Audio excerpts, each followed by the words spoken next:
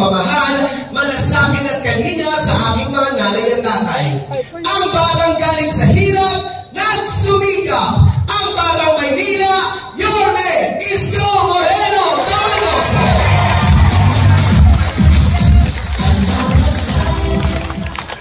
Hi! Hello! Yeah. Tingnan nga natin kung gising na gising pa yung mga lolo at lola ko. Doon sa Kodli. Yeah. Diyan madalas pagka may date, diyan umuupo. Hi! Hello!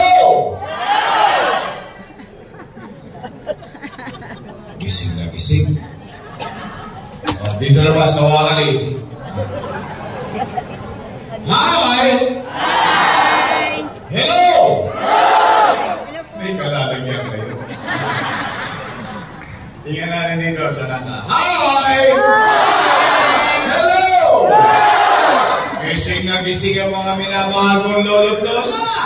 Okay, taas nga kamay, taas kamay, taas kamay. Ilan, ay! Baka ako nakakatulog na kayo. Nasarap pa naman dito malamig. Para lang kayo nanonood ng sine. Di ho ba? Pero ako, sigurado ko yung iba sa inyo dito, nanood din ng sine. Diyan sa tabi ng Isigang Recto. Malamang. Kamusta kayo? Ako, ay maraming salamat sa inyo. Opo. Maraming salamat sa inyo at tinugon ninyo ang aming paanyaya. Bagaman dapat ngayong hapon natutulog na lang kayo sa bahay. O baka meron kayong ginagawang importante. Pero ibinigay ninyo ang inyong oras sa amin. Kaya mga nanay ko, mga tatay ko, mga lolo at lola ko, kung manatan kayo, hindi kayo uuwing konsumido. Opo! Hindi po namin kayo kukonsumihin. Alam naman ng taong bayan, pag mag-ahalalan ang mga politiko, magkakaaway. Yung magkakapit bahay, kaaway din. Pagkapos ang halalan, ang mga politiko, bati-bati na. Yung magkakapit bahay, kaaway pa rin. Hindi na kamubon. Kaya, mga nanay at tatay ko, hindi kayo uwing may puot, galit, o inis. Bakit? Wala kayong manirinig na panira dito. Wala. Hindi kailangan yan. Kaya mabigat ang bilin ko sa Your Best Choice. Sabi ko sa kanila, uy, umayos kayo. Pinuntahan kayo ng mutaw. Binigyan kayo ng oras. Kung ako sa inyo, kung kayo tatakbo ng first time, sabihin nyo na lang kung ano ang gagawin nyo. Kung kayo naman ay re-electionista, sabihin nyo na lang kung anong ginawa ninyo sa loob ng 3 taon. Mag-report kayo sa taong bayan. At hayaan natin ang taong bayan ang maghusga kalaunan. Tama ba? Nay, tay, may naman sumiba sa inyo dito? Wala! Buti naman. Kasi pwedeng gumulong dito yan. Kamusta kayo? Okay! Edi salamat sa Diyos. Opo, bagay na dapat natin ipagpasalamat sa Diyos. Bakit? Ilang taon pa lang ang nakakalipas, lahat tayo nangangamba. Natatakot na baka magutom o baka mamatay. Bakit? Dala ng pandemya. Dahil sa infeksyon ng COVID-19. In fact, kahit sa loob ng bahay, tamang inala tayo. May umahadsin ang hatsin. May COVID, may COVID. Tama mo ba? Kaya salamat sa Diyos, kahit ano pa man, ang hirap na pinagdaraanan natin dati. At kahit ano pa man, ang hirap na pinagdaraanan natin ngayon. Salamat sa Diyos, buhay tayo na. Dahil habang buhay, may naman. Kaya nay, tay, mga lolo-lola ko, chill-chill lang tayo dito. Good vibes lang. Magre-real talk lang tayo. Matanong ko lang po kayo. Bakit ba kayo naghahanap ng ibang mayor kung meron namang mayor na nakaupo? Wala! Walang kwenta! Walang kwenta! Alaw! Ibalik! Kumanta na! Easy. Puso nyo, nakadikit lang yan. Batang San Nicolas, steady lang kayo. Kaya ako naman yan natanong. Siyempre, nag-aalala din ako. Nangangamba din ako. Bakit? Dahil yung mga namaupo, mga alaga ko yan. Opo. Minahal ko yan. Inaruga ko yan. Bakit? Dala ng pagtanaw ko ng utang na loob kay Danny Laguna. Alam niyo yan. Hindi ko yan kinubli. Hindi ko yan tinanggi. Bilang pagtanaw ng utang na loob kay Danny Laguna, inalagaan ko naman ang kanyang mga anak. O tingnan po natin kung totoo ba na inaruga natin for almost 20 years. Una, Philip Laguna. Nakaupo. Nakaupo. Galing ni nanay. District 16, alam pa niya. Lay Laguna. Nakaupo. Dennis Laguna. Nakaupo. Asawa ni ate. Opo. Nakaupo. Si ate. Kayo. Ilan sila? Happy? Masaya ako. Masaya ako na sa tulong nating lahat, yung hindi napagtagumpayan ni Bustani, napagtagumpayan ng kanyang mga anak. Tama ba? Ngayon, kung sila ay naging mabuti sa kanilang tungkulin o hindi ako para humusga. Taong bayan ang maghuhusga niya. Tama ba? Tay, nalulagdol ako. Maghanap kayo na kahit isang dumagoso lang sa sityo. Ikaw lang. Alam niyo bakit? Bilang pagtanaw ng utang na loob, isinantabi ko muna ang mga anak ko. Inuna ko muna yung mga anak niya. Bakit? Kasi tayo mga Pilipino, isa sa itinatapos ng ilong natin, o pinagyayabang natin sa buong mundo, na pag-uugali ay tayo mga Pilipino ay marunong tumanaw ng Utang na loob. at ang utang na loob ay walang katapusang bayaran. Tama ba? Yes. Tanong, Yorme, tatanaw ka pa ba ng utang na loob? Sagot, opo. Bakit? Pilipino ako eh. Gano'n naman talaga. Kaya naman, meron lang akong pakiusap. Baka naman kung pwede, sa ibang bagay na lang ako tumanaw ng utang na loob. Bakit? May utang na loob din naman ako sa taong bayan. Kung wala ang Diyos at wala kayo, wala ako sa kinalalagyan ko ngayon.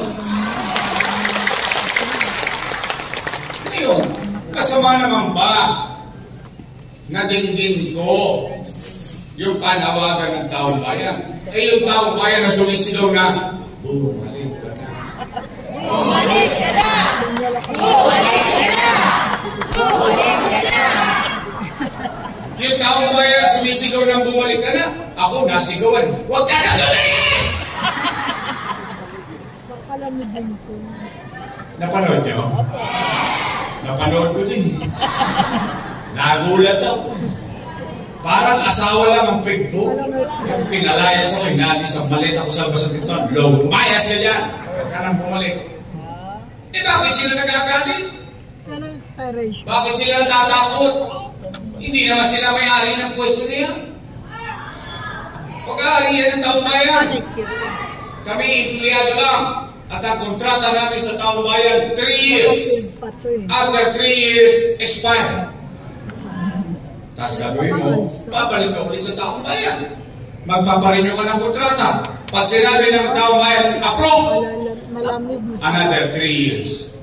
Then, expired ulit. Tama mali? Nakakatotohanan, ang isang leader, kapag siya naging mabuti sa kanyang tungkulin, ipopromote pa siya ng taong bayan. Katulad ng ginawa sa akin sa Tondo. Kusihal, 9 years, finish, pass your paper. Anong ginawa ninyo? Ginawa ninyo kung vice mayor. Vice mayor, 9 years, finish, pass your paper. Tapos ginawa ninyo kung opo. Ang katotohanan, ang isang leader, kahit hindi ako, ang isang leader, sino man sa mundo, kapag siya naging mabuti, mainam, at lumupad sa kanyang tungkulin, kahit hindi na siya makita ng taong bayan, iboboto pa rin siya ng taong bayan. Nagagalit. Nung araw, panay ang papuri nila. Papuri sa Nangka, papuri sa Wakali, papuri sa Kodli. Lahat sila, papuri ng papuri. Ngayon, ako na pinakamasama sa kanila. Wow!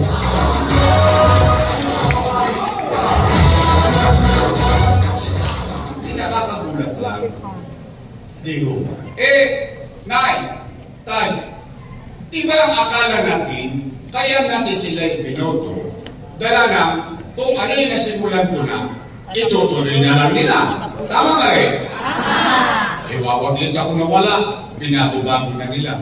Nawala. Partikular na binago nila, patungkol sa senior citizen. Yes. Tingnan natin, Nay, ha? Nay, sa bagong sistema nila, diba, halimbawa, first quarter, payout ng pensyon. Wala ka sa araw ng pensyon, forfeited na daw. Tama ba? Yes. Mali yun eh. Bakit? Nay, Tay, alalahanin natin ha, kung paano mo ito sinimulan. Wala pa naman kayo Alzheimer's, ano? Wala pa. Malapit Kasi yung iba dito, mukhang inabunan si Mayor Lacson. O sige, Villegas na lang. O sige. Nay, real talk. Kaya ko binanggit yung mga mayor na yun. Sa ilabahaba na panahon, marami na nagdaang mayor. First time, bumoto kayo ng batang mayor. First time. Dahil lahat ng binuboto ng mga taga-Maynila na mayor, laging konti na lang ang birthday. Totoo naman.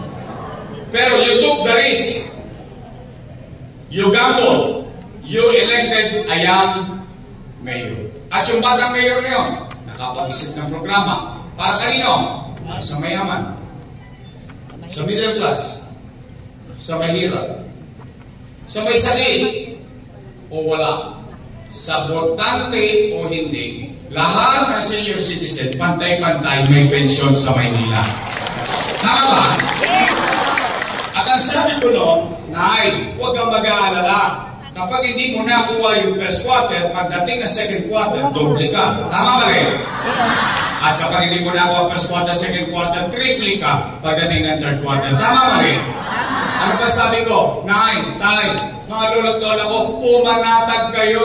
Huwag kayong mag-aalala. Pag hindi mo nakuha yung January hanggang November, pagdating ng December, maglulubi-lubi tayo. Lubi-lubi. Enero, Pebrero, Marso, Abril, Mayo, Junio, Julio, Agosto. Hey!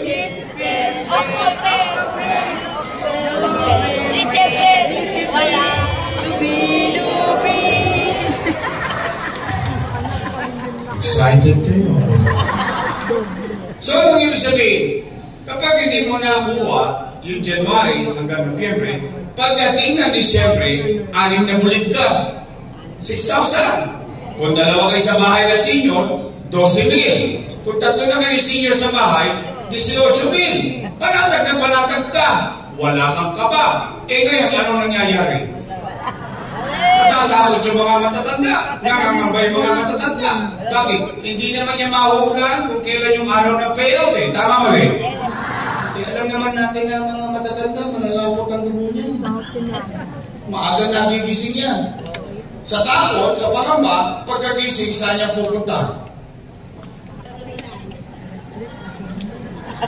Chairman, balita.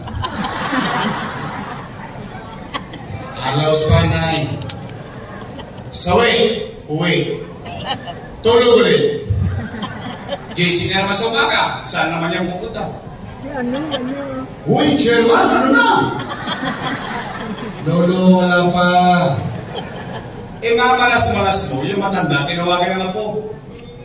Lola, namiss ka na namin. Pasyalan mo naman kami dito sa Cavite. Lolo, namiss ka na namin. Pasyalan mo naman kami dito sa Bulacan. Yung matanda, walang nagawa. Ako yung tumawag, nagbakasyon. 2 days after, balik na sa Nicolas. Chairman, ano na? Naku na yung nagkabigayan kahapon, wala ka.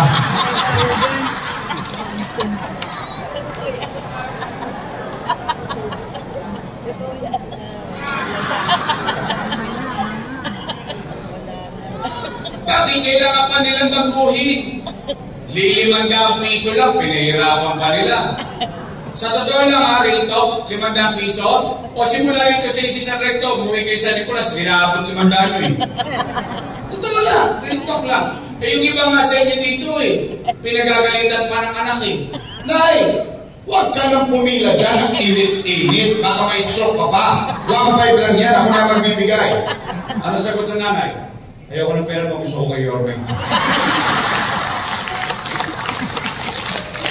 Alam mo yung kinatangos lang ng ilong ng matanda na for the first time sa inaba-haba ng pamunuay sa Maynila, sa tagal-tagal niya nagbabayad ng milyar, sa dami-dami nagdaang mayor, ngayon na siya nakaramdam ng pagpapalaga na importansya at siya ang prioridad ng pamahalang lungsod ng Maynila. Yun ang ibig sabihin ng 500 na yun. ₱500, pahirapan pa.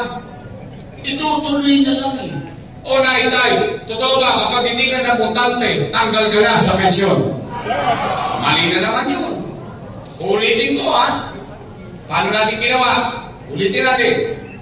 Mayaman, middle class, mahirap, may sakit, o wala. Bakit ko sinama, butante o hindi? Bakit? Kasi malayo pa lang inabatan ko na yung inevitable, yung ganap na mangyayari. Ano yun? Yung matanda, patuloy na tatanda at magkakasakit. Pag nagkasakit yan, nanay mo, tatay mo, o ikaw, nakahirani ka sa karamdaman, hindi ka na nakaboboto, pero buhay ka pa, humihinga ka pa, tao ka pa. Dahil walang boto, walang pensyon. Wow! Lupit nyo din. Tatanda din sila. Una na lang yan.